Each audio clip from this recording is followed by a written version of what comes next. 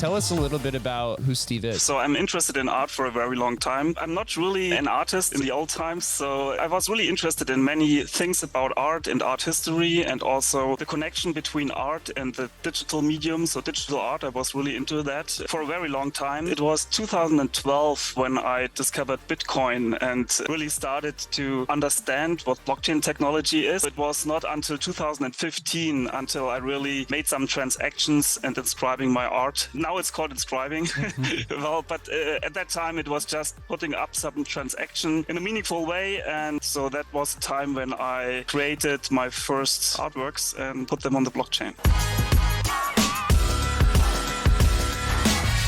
An absolute legend and pioneer is in the building today. I've been very excited for this conversation for a few months now. Even first, trying to find out who Steve Vogler is quite tough. It's I was just mentioning to Steve before recording. I said, you have somewhat of like a cult following. A lot of people in the historical NFT community talk about Steve's work, but you don't see much else about it. Although Steve was one of the earliest artists to, I guess you'd say, not even inscribe. I guess back then you call it like authenticate artwork on the Bitcoin blockchain in 2013. So even before Counterparty even existed, Steve was out there using the Bitcoin blockchain for the things that now ordinals are kind of taking mainstream at this point in time. So Steve, thank you for your time and for joining us. Thank you for having me. It's a pleasure to be here.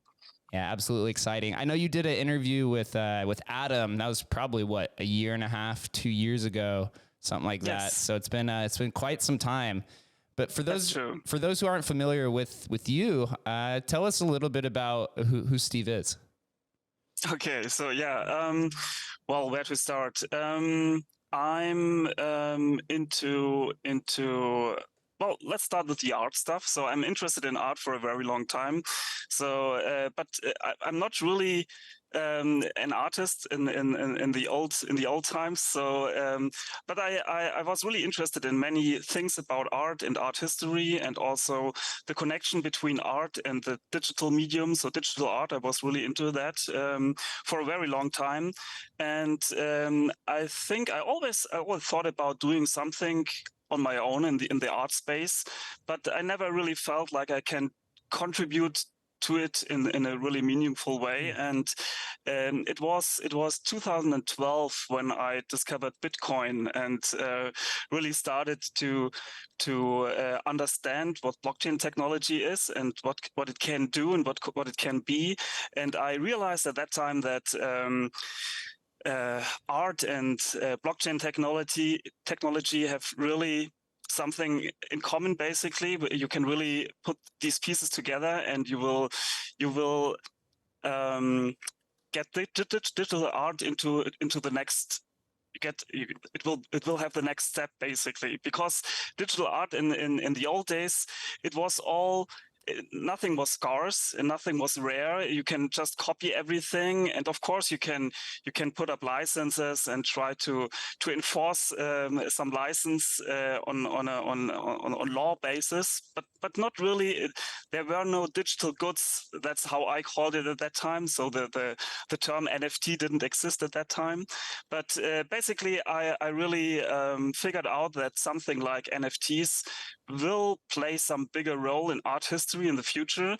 And in 2013, I really started to invest a lot of time into that, because I really felt someone has to do something about this, because it's really, really meaningful. And so at that time I invested basically all of my free time I had next to the job into this project, and created some artworks which existed on the Bitcoin blockchain at that time. And it took me quite some time from starting this thing and actually putting it on the blockchain. So it was not until 2015 until I really made some transactions and inscribing my art. Now it's called inscribing. Well, but at that time it was just putting up some transaction in a meaningful way. And so that was the time when I created my first artworks and put them on the blockchain.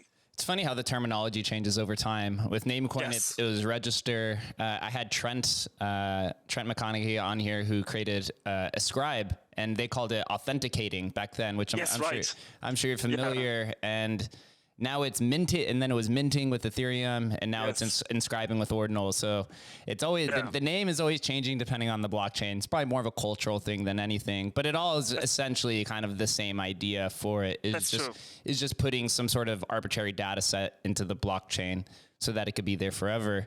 So going back to 2013, were you familiar with what the individuals or the team at Ascribe was trying to do? Did you dabble with that at all?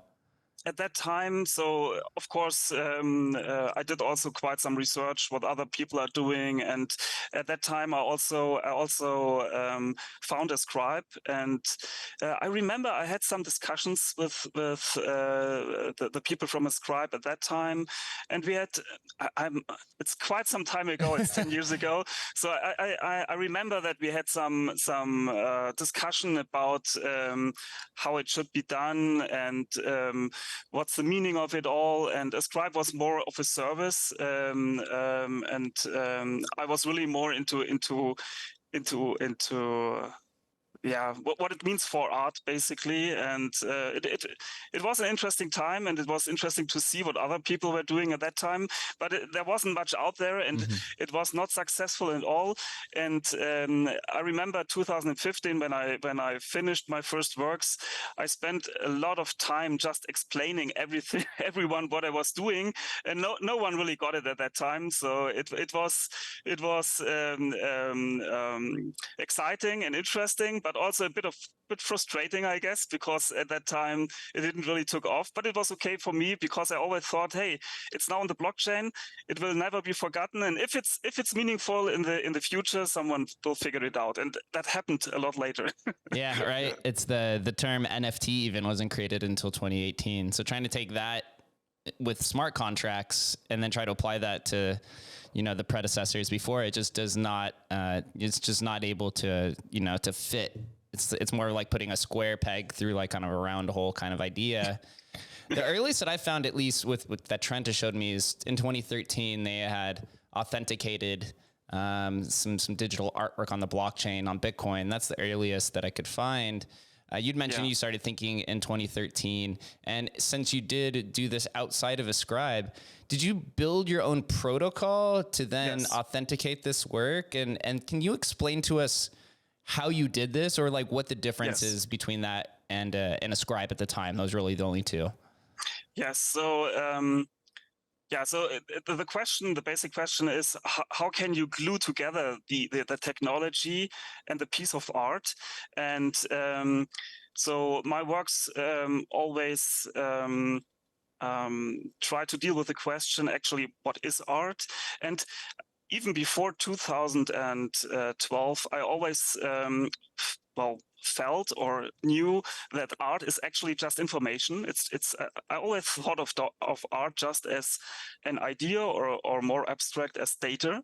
And so the question is, how can you really transform some piece of data, some blob, into a piece of art? And for me, it was always the copyright law which glues it together. So what makes some piece of information, some piece of data, your own? And in traditional terms, it's a copyright law. And so for me, it was a logical step to have a license. So that's basically what you do. If you create a new piece of art, you have a copyright to it, and if you want to make it to a commercial good, transform it into something you can sell, you will create a license. And that's what I did. So I really thought of a license which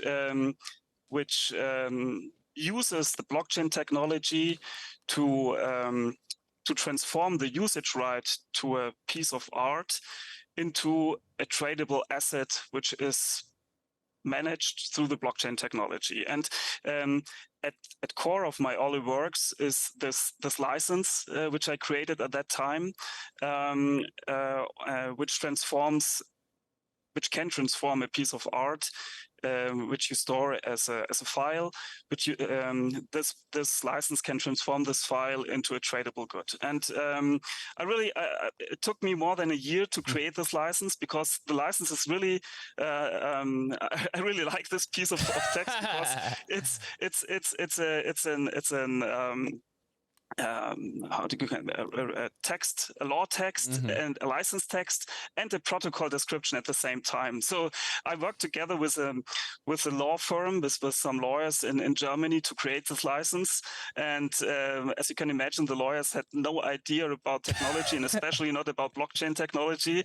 So I really tried to explain what I was trying to achieve, and it was funny and interesting. But I'm quite happy with the result.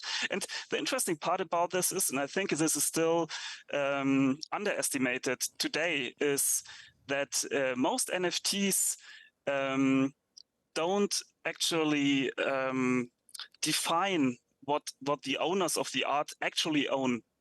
There's no definition of what they own. They just have a private key to basically a list where they have control over their own entry, but there's no definition of what they own. And my works always defined exactly what an owner of my art owns. And all you need is my license text, digital signature, which you can just download and you can keep it for yourself, and the blockchain data. And then you can prove that you have, just with this data, you can prove that you have the usage right to my works. And I think in this regard, my work is still more profound and more actually, it really defines what you own, while the most other NFT projects don't define it at all. It's just I don't know. It's just a token. Defined. It's just a token.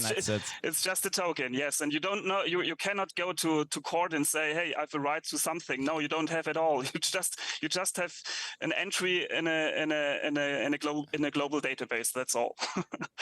This conversation actually comes at a good time. I don't know if you followed the Ryder Rips versus Yuga Labs lawsuit in America, where they actually just the U.S. courts kind of just ruled that Yuga Labs won the case, and that the conceptual art of Ryder Rips taking the same exact image and just putting his name in front of it, they compared it to the equivalent of selling knockoff luxury handbags where you're just putting your own name on it, and they saw it exactly the same. But it proves, or I guess it just shows, that the courts are not interested right now, and at least the U.S. courts, in defining what ownership means and what they get. Right now, they're looking at NFTs purely as like a trademark and kind of IP position, rather than some of the tokenomics behind it. But it sounds like you were thinking about this 10 years ago, much further ahead. 10 years.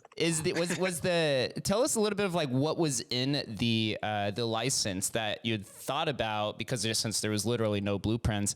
And then did you take that license and did you embed it in the hash itself, or was that hosted somewhere else? Yeah, so the license explains how the protocol works, and also explains what usage rights do you get if you have control over the token on the blockchain. So it's a very compact text. It's maybe 1 or 2 pages of text, but it's all in there. So it describes exactly what has to happen on the blockchain, that you are the owner of the usage rights. And so at the same time, it's a technical document, but also it's a legal document, and it explains all aspects of the rights you get. And basically, I give out all the rights, and there's just one exclusive right to the token owner, and this right is that you are able to transfer the right to transfer the right. So basically, only you are in the possession as a token holder to pass on the piece of art to someone else. And so I put a lot of thought into that. And as I described, even when I'm dead, you can actually prove at a court, basically, that you will have the usage rights to my works. You just need the data which is out there, and there's also some other part to my works which is not really.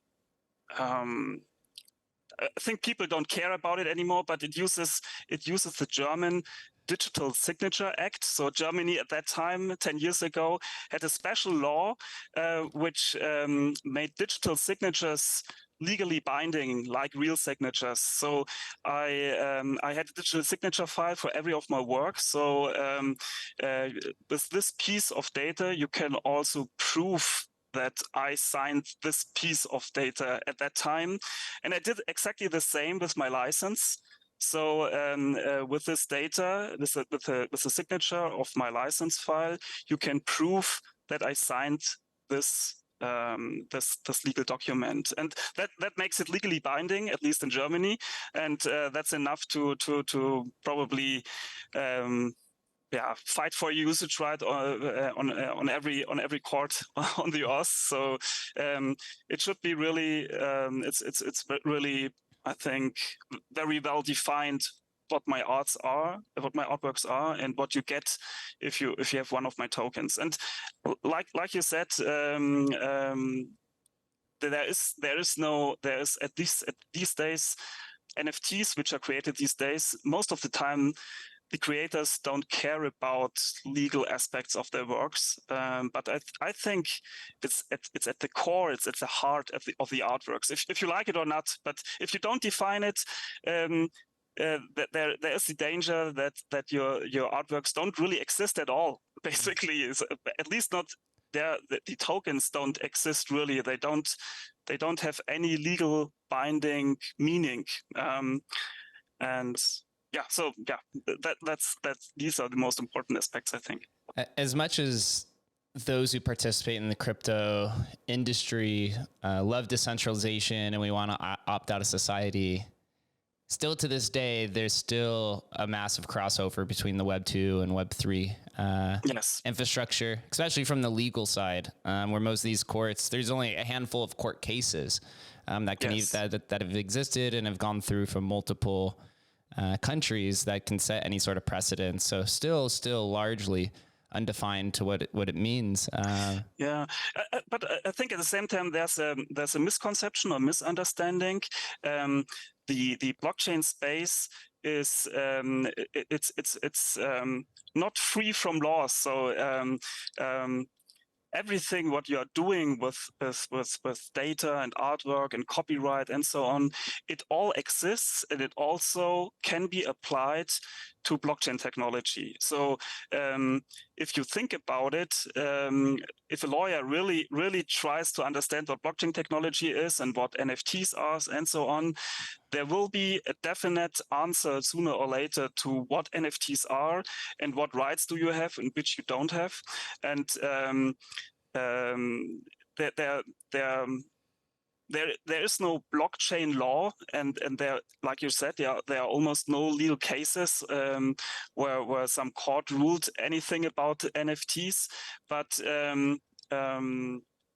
if you really think it through, what the existing laws mean for blockchain technology, you will find all the answers you need. And sooner or later there will be more and more cases, I think, and people will learn to understand what tokens actually are.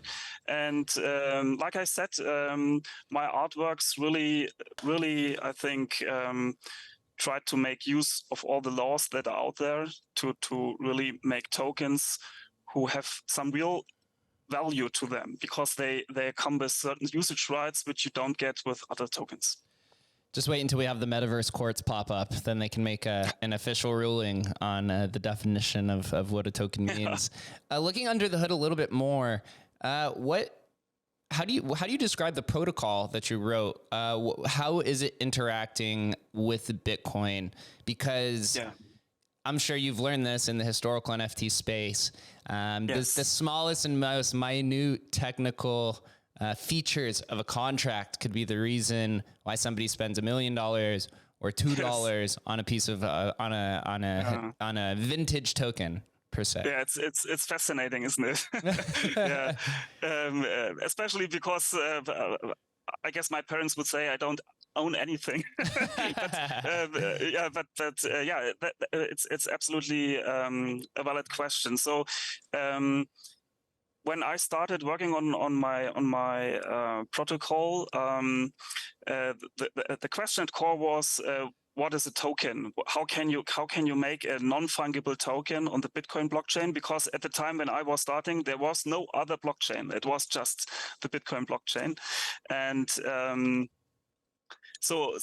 what is a token? On the Bitcoin blockchain, the easiest thing you can use as token is a so-called unspent transaction output. Yeah, so some of your followers will be familiar with how the Bitcoin blockchain works, and every transaction on the Bitcoin blockchain are resulting in certain entries which are called unspent transaction outputs, and these, if the Bitcoins are stored within the unspent transaction outputs, and if you want to spend some Bitcoins, you will consume one of these unspent transaction outputs completely. You cannot only use a part of them; they have to spend them completely, and you create.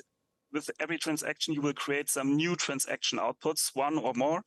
And my protocol basically just defines that an artwork, one of my artworks, is tied to one transaction output. And whenever this transaction output is consumed, the first resulting other transaction output, so you get the input and the first resulting transaction output in the order they are numbered. The first one will be the new place for the token to live, basically. So, and I think I thought a lot about all these definitions, and I think it's the simplest and easiest possible definition how you can implement a protocol for a token on the Bitcoin blockchain. So I decided to use the simplest approach possible, and I love keep it simple. I always try to reduce everything to the barest minimum. I think good design is if it's as compact and small as possible.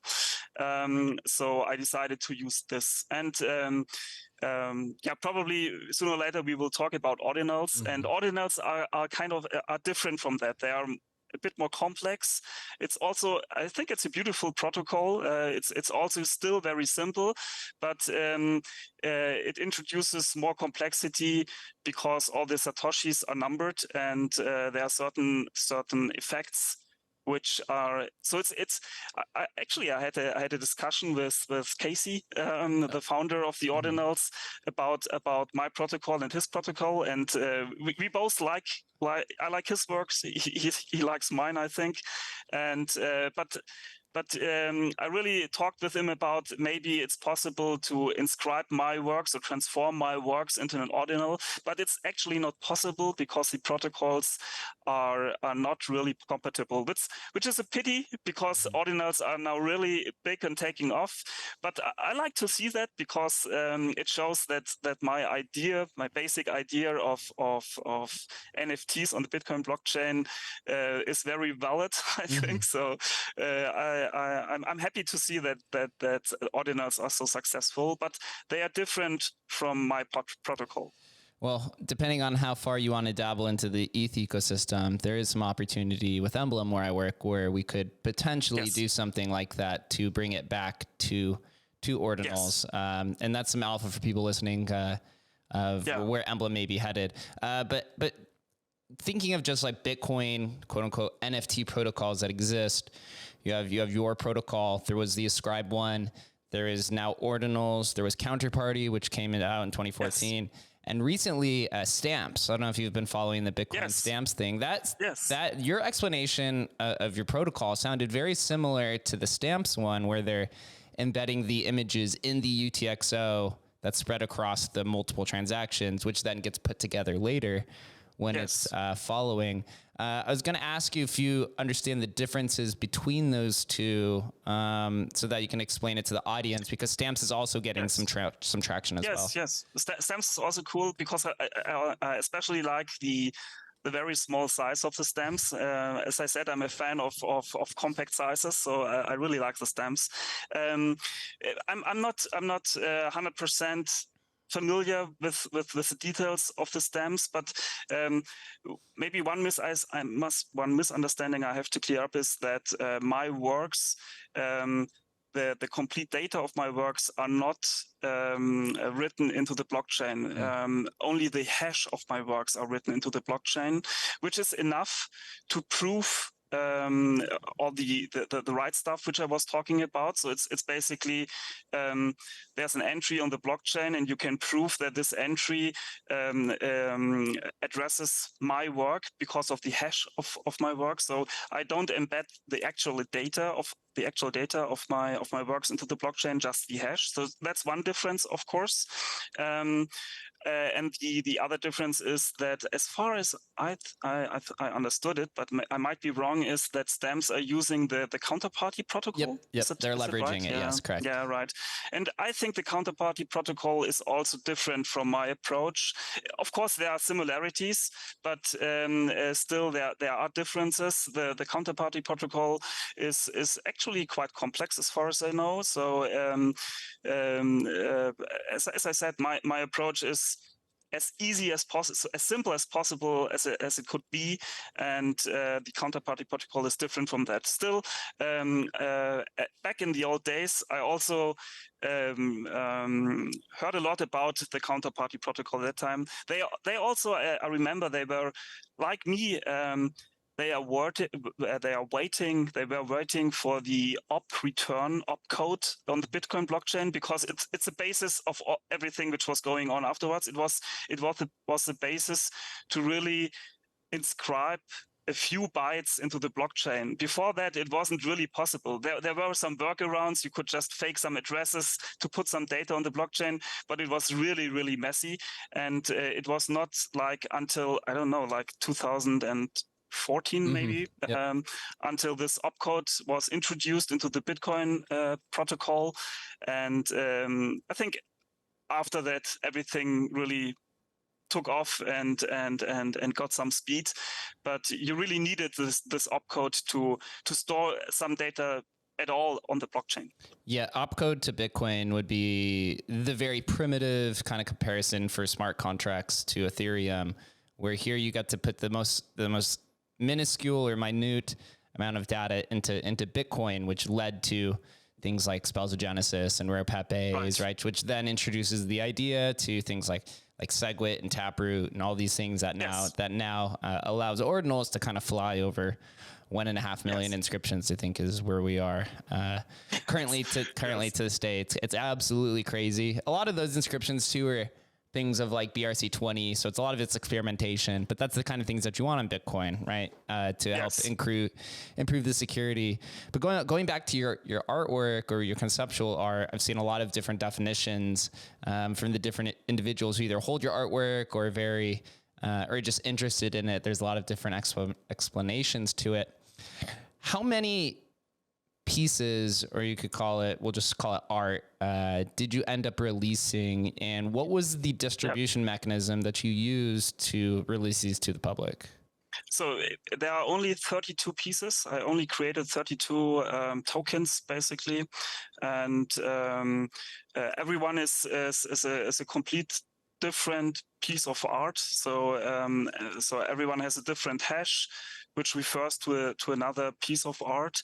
And sorry, what was the question again? How did you end up releasing these pieces of artwork? So I really crafted basically a transaction for every art piece which I released. So I used custom-made scripts. So there wasn't anything out there. So I had really to basically almost write every byte of the transaction on my own to create a transaction which was compatible with my protocol. with my license, and yeah, so I submitted every transaction and every artwork as a separate transaction back in 2015. That was here's the piece. I pulled this up. It's a tweet from Documenting NFTs. Yes. It says on March 30th, 2015, Stephan Vogler tokenized Nibbles #0 on the Bitcoin blockchain, becoming one of the first artists to use Bitcoin's op return to inscribe the license and the SHA-256 of an artwork. It's maybe a bit misleading, this post here. It's not from me. It's because the artwork, I created it in 2013, and oh no, sorry, the entry is correct. Yeah. So, but the artwork, I created the artwork in 2013, but it was not until March 30th, 2015, until I actually submitted it to the blockchain. So, but yes, so yeah, that's correct. So it's 8 years ago. quite some time. So looking at the artwork, it's a very generalized pixel art, which of course has just been popularized by crypto punks, and seems like it just only gets bigger, even though it's like a very simple form of 8-bit artwork. What do you use to create something like this? Actually, I used Photoshop, but well, maybe let me explain what my art is about. It's about the question, what is art? And I really thought I have to ask the most basic questions about art that are possible. So what is the most minimal artwork there could possibly be? So if you think of terms as data, as artworks as data, what's the most minimal artwork of data you can create? And it's actually an empty file. It's nothing. Yeah, an empty file is the simplest possible piece you can create and save to your disk. And so I started, that's my very first artwork, nothing. Yeah, it's called nothing.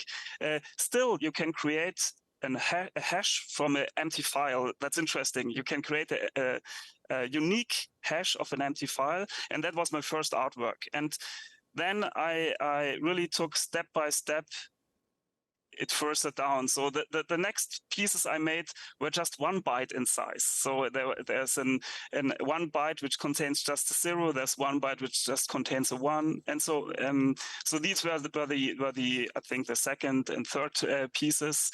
And then I'm taking it step by step further. Then there are some so there are the numbers. Then afterwards you have simple text strings, just some more than 1 byte, several bytes. But at the same time, what I really wanted to stress is, or to show that every piece of digital art is at its core just a number. It's just a long number. So any stream of bytes is nothing more or less than a number. And the numbers of bigger artworks are getting bigger and larger. So the most complex pieces which I created then were the Faces series, which are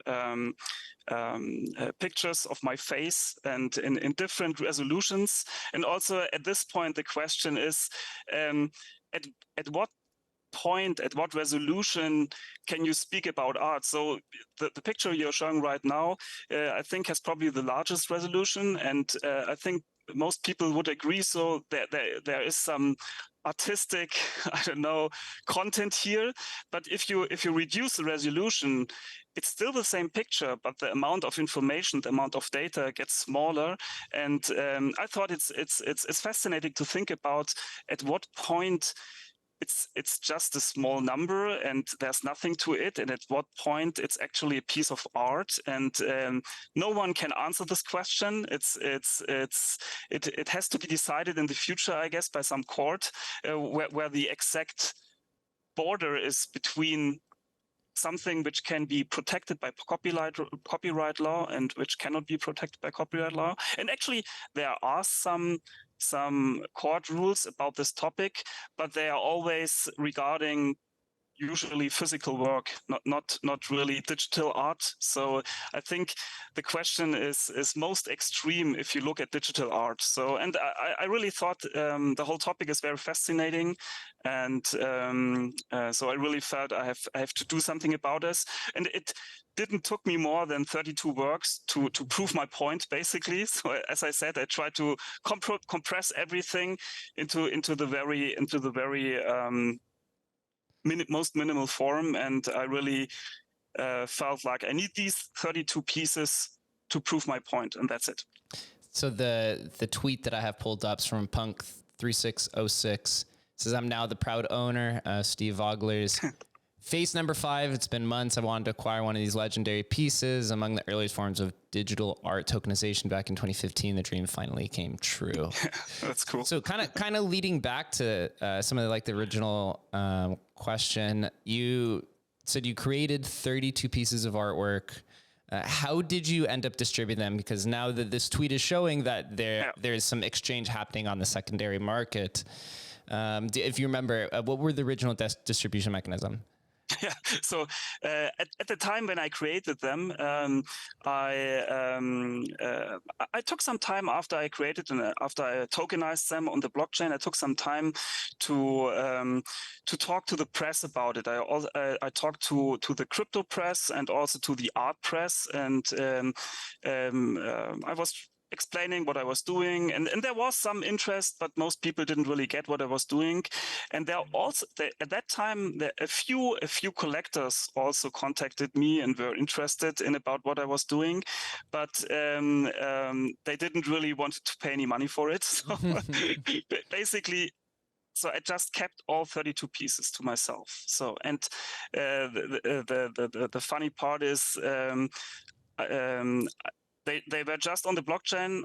I have access to them, but no one ever contacted me about it until I think October 2021. So it took, I think, more or less like I don't know, 8 years or something like that, 7 years, until someone contacted me. And it was 2021. It was already the time when NFTs were a big topic, and the first community emerged, which was into historic NFTs. Yep. So one of the first, I think, collectors of early NFTs contacted me and was really fascinated about what I was doing, and so I sold the very first pieces to one person who contacted me, and after that, a lot of people showed interest and many people contacted me.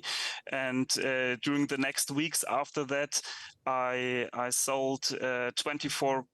All in all, I sold 24 pieces. I still own 8 pieces, but 24 I sold, and some collectors all over the world are happy owners, and I'm glad to see that. That's great. That's cool. Well, if you don't mind sharing some further information for maybe the collectors out there, there is no public information on what the value of some of these are. Through like the primary sales, what was the general range that these were selling for? Actually, the very first I sold for a few $100s. So I was just happy that someone is really interested in it, and then it took off on Twitter, and many people talked about it, and I then organized for these pieces which I sold. I organized some auctions, and the last auction I organized, which was for the Nibble series. I sold 15 of 16 Nibbles. I sold through OpenSea, and I really realized that it's very difficult to to organize an auction on the Bitcoin blockchain. There's no infrastructure, and I didn't really felt like using real Web 2.0 technology. So I thought about what I could do. Also, all the collectors were really familiar with the Ethereum ecosystem and with the NFTs there. So what I was doing is to really, and everyone knew about OpenSea, so that was just the familiar platform and for all the collectors. And what I was doing at that time is I just created for the 15 pieces which I wanted to auction, I just created 50 vouchers, basically ERC 721 vouchers, so very traditional Ethereum tokens, and these vouchers I could sell and auction through OpenSea, and people could turn these vouchers into the actual Bitcoin blockchain tokens, which basically the owners of the vouchers contacted me by email, and so owning and collecting and transferring my artworks isn't that easy because there are no tools out there. So you basically are crafting your own transactions to transfer my works. So I really had to explain like 15 times how to do this stuff. And now on my homepage you will find a FAQ explaining the most important steps. But it was quite some work to actually sell these pieces. But I think it's kind of part of the fun. So actually, when the first collector contacted me, my first reaction was, okay, I will create a mechanism to transfer my Bitcoin tokens into Ethereum tokens because that's where the market is. But I had to learn that the collectors of the early NFTs, they say, no, don't do this. Don't destroy the old mechanism. It's great, and we want to own the actually old tokens. So so I really had to learn not to change this mechanism and not to change my license, just leave everything as it is. And whoever wants to own my pieces has actually to try to understand my license, which I think should be part of, it's part of the fun of owning my stuff, I guess, to understand what you're doing and what you own and how the whole mechanism works. And yeah, so that's where we are. Absolutely beautiful. If you remember, what was the final or maybe the highest selling price in that auction for the 15 pieces? At that time, it was during the bull run at in the year 2021, at the end of the year, and I think some of my pieces sold for like $20,000 US. Wow! Value at that time. Congratulations! Yeah, so, thank you. Yeah, it's great. It's awesome. I really feel blessed. Yeah, congratulations. I'm on Steve's website right now looking at the different series. It looks like you had about 5 or 6 different series: nothing, numbers, squares, nibbles, faces, and secret. Yes, that's correct. Are all of them. And I had pulled up one of the licenses. Looks like it's called LICTIP10.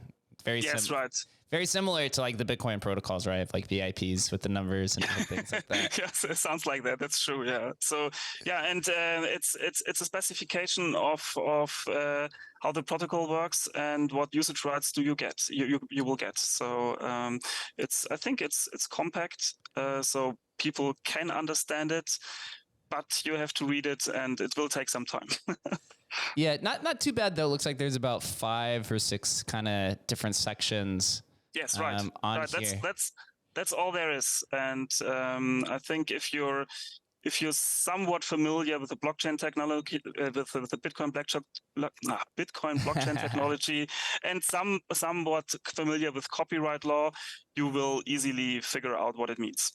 Yeah, absolutely. On the FAQ, it says there are 32 early artworks, 28 were electronically signed in 2013, and 4 were electronically signed in 2015.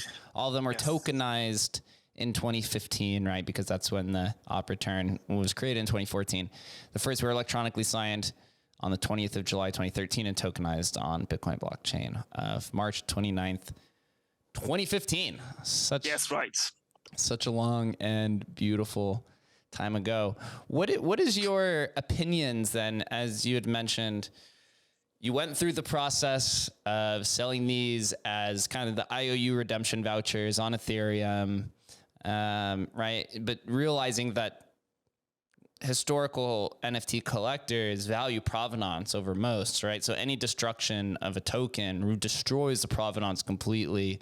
And we've seen some of the early creators who've dabbled in early artworks who tried to do basically like a remint, right? Kevin McCoy on Namecoin tried to do this on Ethereum. We've seen this with I think the team at Bitcoin from 2014 tried to remint it, and just provenance does not transfer when you try to move it to a new token. Cultural significance does, historical significance really doesn't.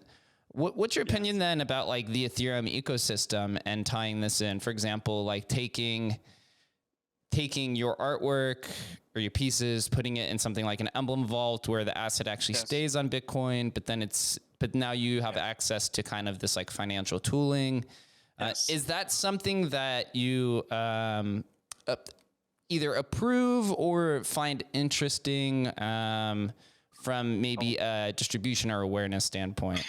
Well, it makes complete sense to go this route, because that was also my first idea when I heard about the collectors and having trouble working with my artwork. So I really was looking for some way to wrap the Bitcoin artworks into an Ethereum token without destroying the original mechanism. And like you said, Emblem Vault is very close to this approach. Well, actually, it achieves what I wanted to achieve, but there's always a but, I think. Yeah, there's a degree of centralization, which we had discussed. Yes, right. Which there's a trade-off to it, but go on. Yes, right. So basically, I really was looking for some mechanism which is completely trustless, and Emblem Vault isn't quite there. So I didn't really feel comfortable to do it myself, to wrap these things into Emblem Vaults. And I'm fine with everyone who wants to do it as a collector and wants to pass it on through this way. I just don't feel comfortable doing it myself, because in this case, I kind of guarantee that everything will work out in the coming years, and I'm not 100% sure about that. So basically, that's the reason why I'm not doing it. But I'm perfectly fine if someone else wants to do it. So of course, there is huge demand for solving this problem. It's obvious, and I was looking myself for a very, very long time, and I spent quite some time researching on how this could be achieved through other ways. And I think I still don't think there's anything feasible still out there except for Emblem Vault.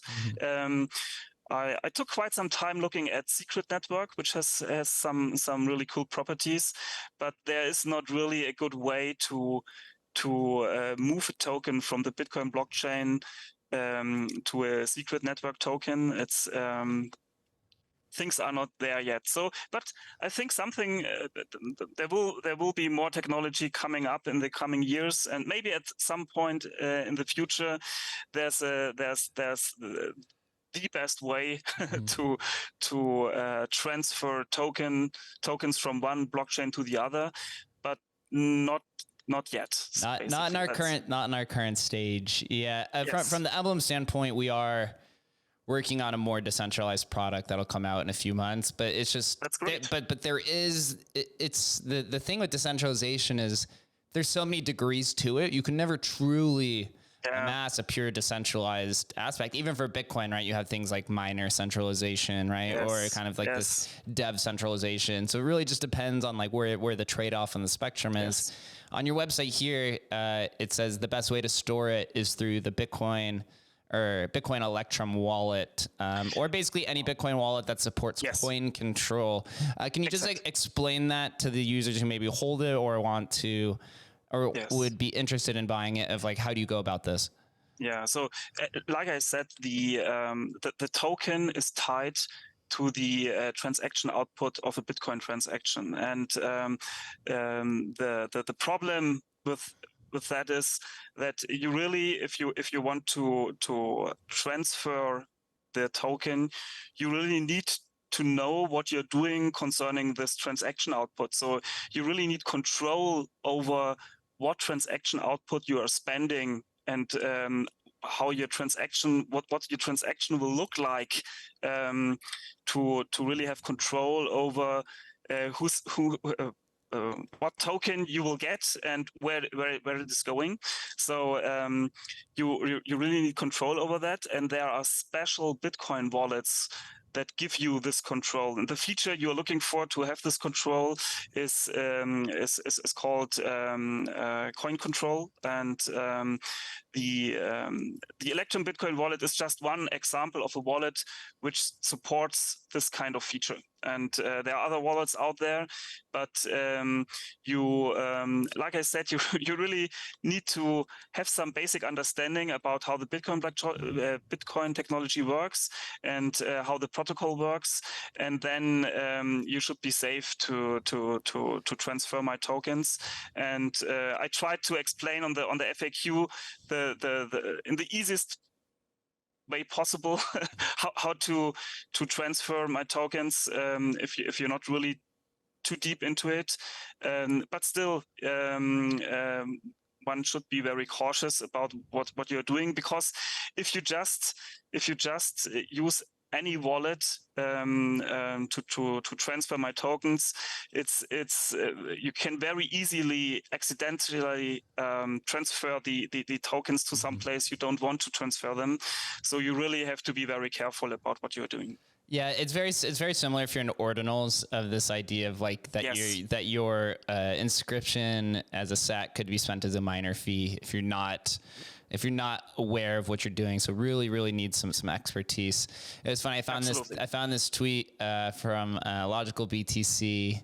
Who's in the historical community. So in a few years from now, any of the 30 or so works of conceptual art tokenized on BTC will be worth. And 55% said, "What the fuck is a Vogler?"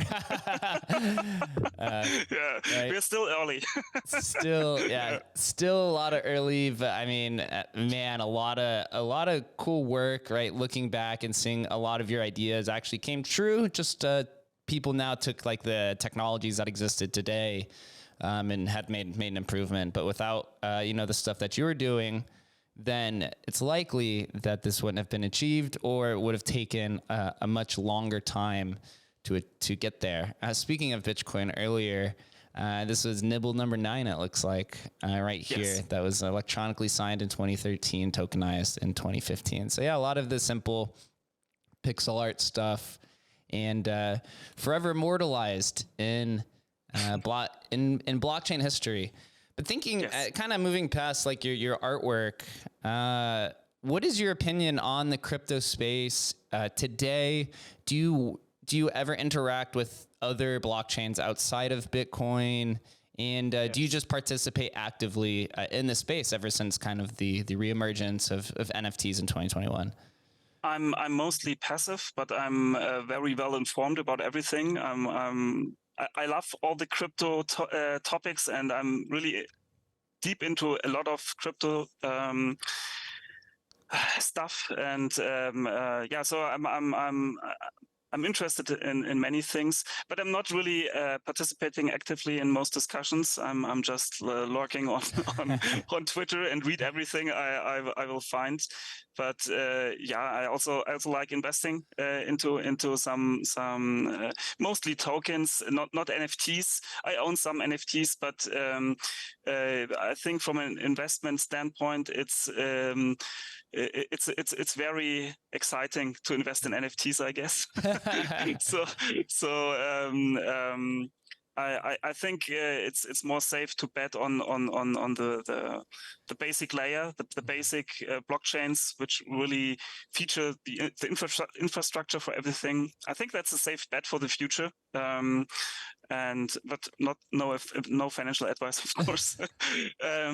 So I'm really reading a lot, and also I'm still, of course, always thinking about what to do in the future, and I'm always working on some things. I'm pretty sure that I will we'll start more things in the future. Yeah, so that's what I'm doing. You heard it here first. We might see another Vogler project at some point in the future. How funny would that be? Would you consider doing something outside of Bitcoin and maybe do it on Ethereum or one of these other ones? Yes. Absolutely. So I'm working on something. As you showed that this summer my project will have its 10th anniversary. So I really want to start something which is kind of promoting what I was doing at that time and still taking my thoughts about my questions, which I posted 10 years ago, a little bit further. And yes, I want to start something this summer and release something. And yes, it will be on Ethereum because you can do so crazy things and so fun stuff on Ethereum. I love smart contracts on Ethereum. It's great. It's amazing what you can do there. It's kind of a pity that the Bitcoin developers never took the opportunity to push the possibility of smart contracts on the Bitcoin blockchain, because I think Ordinals really impressively proved how big the interest is into doing more stuff on the Bitcoin blockchain, but the core developers never took the opportunity to do something more. And at the same time, Ethereum has so many opportunities, and you can so many great things on this platform. So I love working with Solidity, and I will release something this summer.